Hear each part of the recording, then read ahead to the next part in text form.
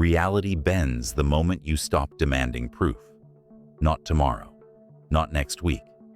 The instant you release the obsession with evidence, the world around you begins to rearrange in ways that logic cannot explain. Think about it. Every miracle, every mystical encounter, every story passed down through ancient temples and secret orders has one thing in common. It was never proven first.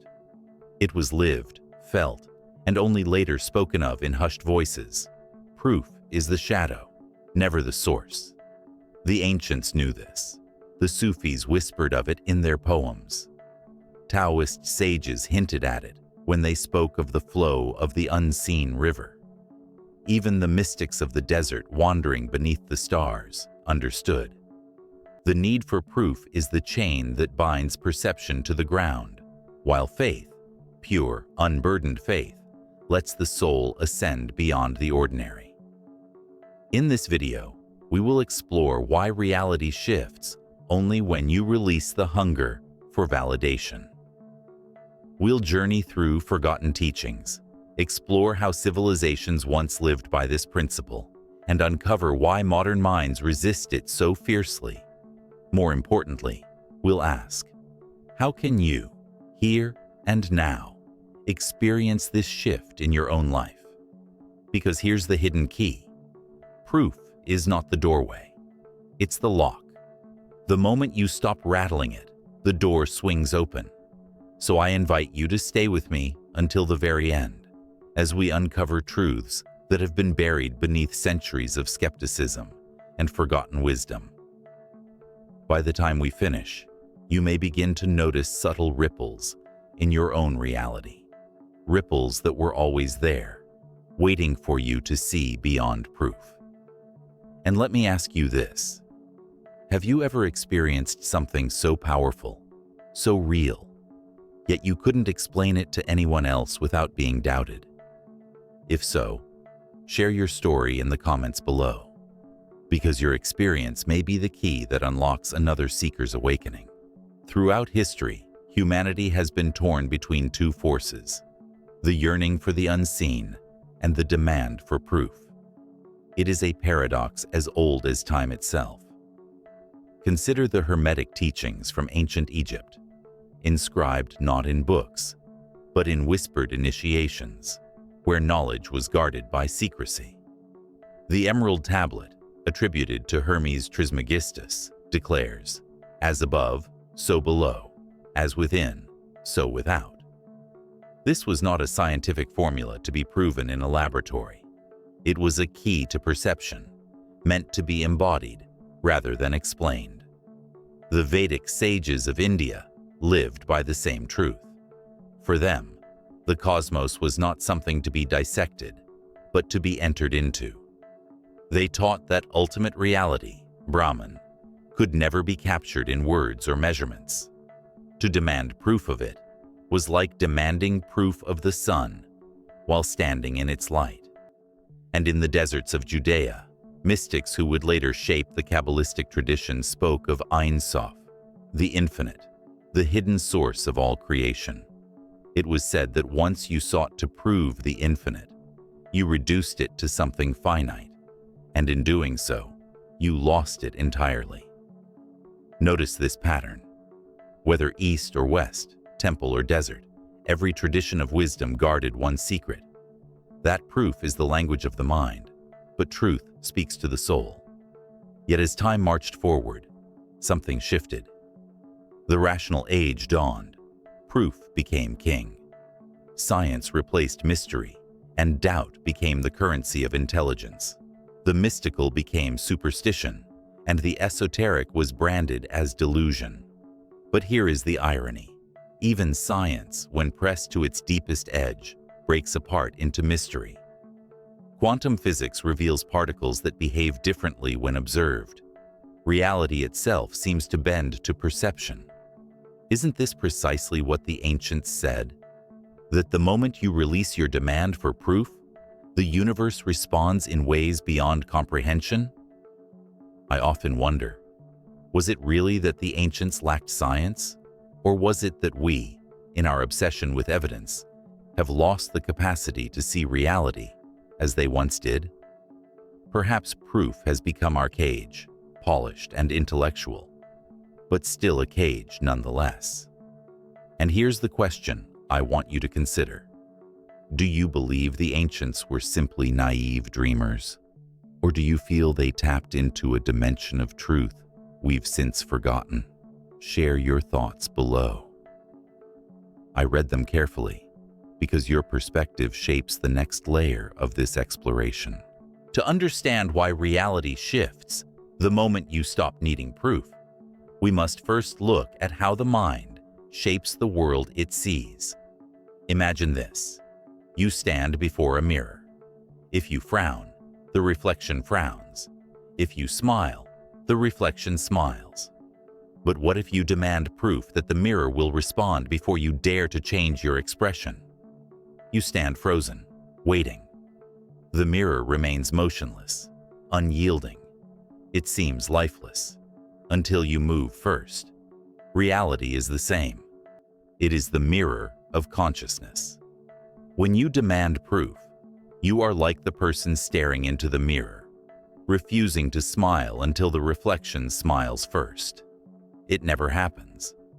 But when you move, when you shift your inner state without waiting for validation, the reflection follows. This is why mystics and sages have always spoken of faith, not as blind belief, but as creative alignment. Faith is not about convincing yourself of something false. It is about stepping into the unseen current, trusting that it is real long before it reveals itself. Let me give you an analogy from nature. A seed does not demand proof of the tree before it sprouts. It simply grows, reaching toward the light. If the seed waited for evidence of branches and leaves before moving, the forest would never exist. Proof comes after, never before. And here lies the subtle trap of the modern mind. We are conditioned to believe that proof precedes reality. Yet in truth, proof is always the echo. Reality forms first in the unseen realms, within intention, belief, and perception, and only then hardens into evidence. This is why so many people remain stuck. They pray but wait for proof before trusting. They dream but demand a guarantee before acting. They long for love but withhold their hearts until certainty is offered. And so, the mirror stays still, reflecting their hesitation. Here's the paradox. The instant you stop asking reality to prove itself, it rushes to meet you. The door unlocks, not because you found the key, but because you stopped guarding the lock. Now, ask yourself, where in your own life are you still staring into the mirror, waiting for proof before you act, believe, or surrender? Pause and reflect. And if you feel called, share it in the comments below. You may discover that speaking it aloud is the first step in shifting it. Here is the paradox. The more you chase proof, the further truth runs. The more you demand certainty, the more reality slips into ambiguity. It's like trying to capture the reflection of the moon in water. The moment you reach for it, the ripples scatter it into fragments. But when you sit still, the water calms, and the moon returns in perfect clarity. This is not poetic exaggeration. It's how consciousness operates. Reality bends itself according to the observer's stance. When you approach life with suspicion, demanding proof before surrender, reality mirrors back suspicion and doubt. But when you approach with openness, the universe begins to reveal dimensions that were hidden before.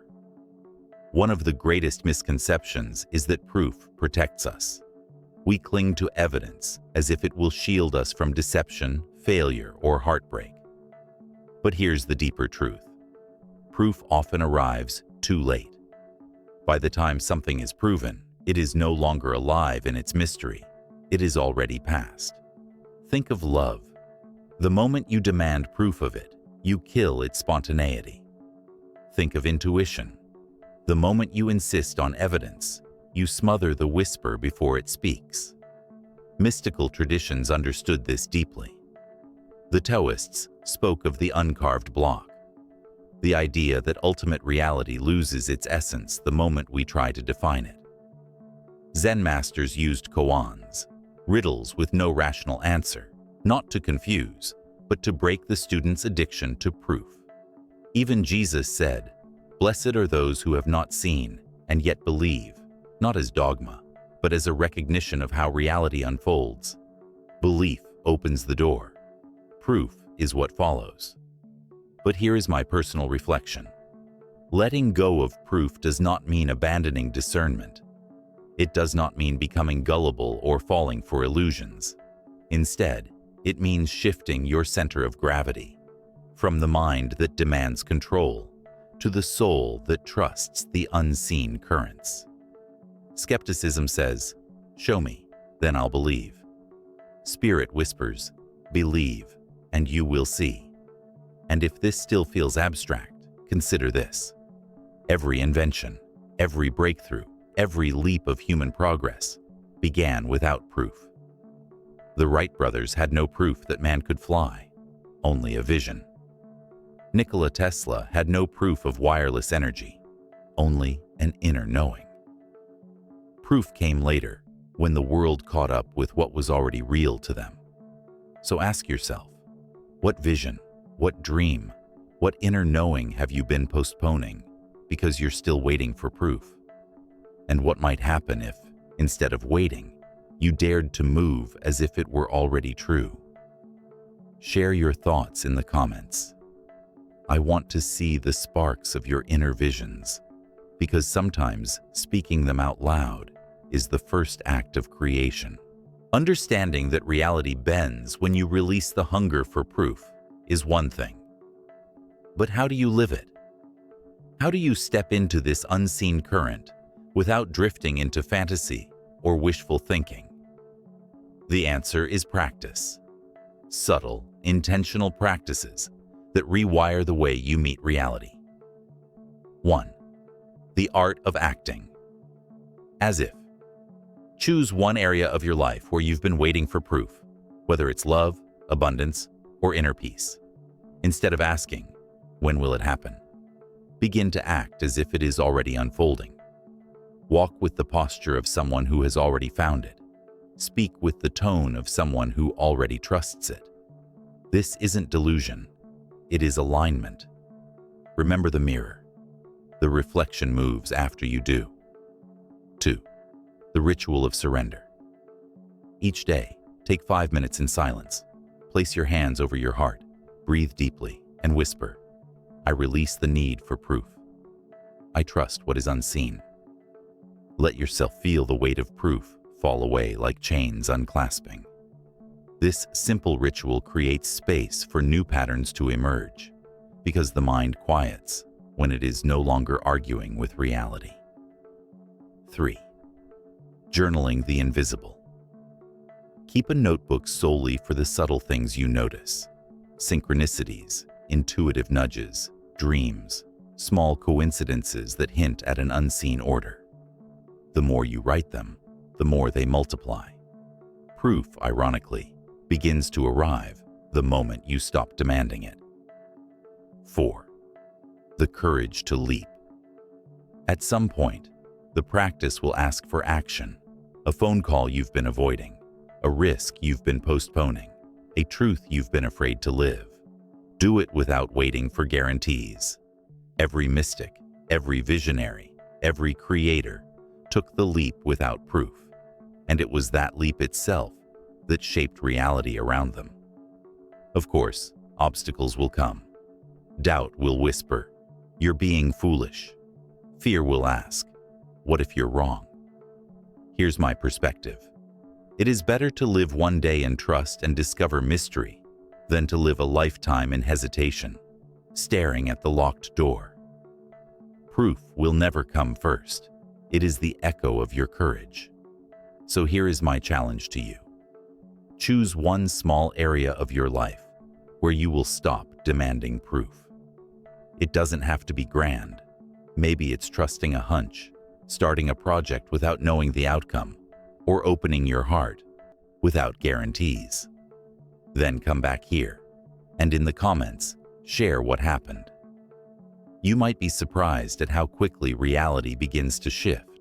Reality shifts the moment you stop needing proof. Not because the universe suddenly changes, but because you change. The mirror moves when you move. The river flows when you stop clutching the shore.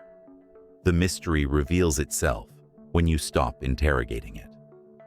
We've seen how the ancients trusted the unseen currents, how mystics whispered of truths that the rational mind could never contain, and how even modern science bends at the edge of observation. We've explored how proof is always the echo, never the source, and how faith, true faith, is not blind belief, but the courage to live what cannot yet be measured. Now the question is not whether reality bends, but whether you are willing to step into that bend, to live without needing the guarantee, to risk the unknown, trusting that life supports those who move first. Remember this: proof is comfortable, but it is also a cage.